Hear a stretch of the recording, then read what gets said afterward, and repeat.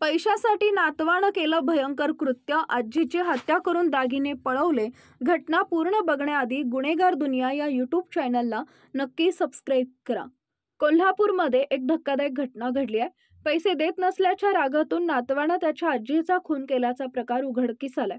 या प्रकरणी पोलिसांनी नातवासह त्याच्या साथीदारांना ताब्यात घेतलंय. ही घटना कोल्हापूरच्या कागल तालुक्यात घडल्याची माहिती पोलिसांनी दिली आहे. मिळालेल्या माहितीनुसार मृत महिलेचं नाव सगुणा तुकाराम जाधव, वय वर्ष 80 असं आहे. तर महिलेच्या नातवाचं नाव गणेश चौगले आहे. आरोपी गणेश चौगलेवर कर्ज होतं आणि हे कर्ज फेडण्यासाठी त्याला पैसे हवे होते. कर्जाचे पैसे फेडण्यासाठी त्यानं आजीकडे उसने पैसे देण्याची मागणी केली, पण आरोपीच्या आजीनं पैसे देण्यास नकार दिला. पैसे देण्यास नकार दिल्यानं आरोपीला राग आला आणि त्यानं रागाच्या भरात आजीला मारण्याचा कट रचला. त्यानं साथीदारासह आजीची हत्या केली आणि तिच्या अंगावरचे दागिने घेऊन तो पळून गेला.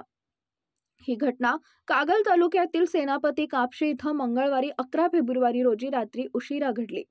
या हत्या प्रकरणाची माहिती पोलिसांना मिळताच त्यांनी आरोपी आणि त्याच्या साथीदाराचा शोध घ्यायला सुरुवात केली. त्यांनी अवघ्या 1 तासात नातवासह त्याच्या दोन्ही साथीदारांच्या मुसक्या आवळल्या. त्याच्या साथीदारांमधील एक जण अल्पवयीन असल्याची माहिती पोलिसांनी दिली आहे. दरम्यान या घटनेमुळे परिसरात खळबळ माजली आहे.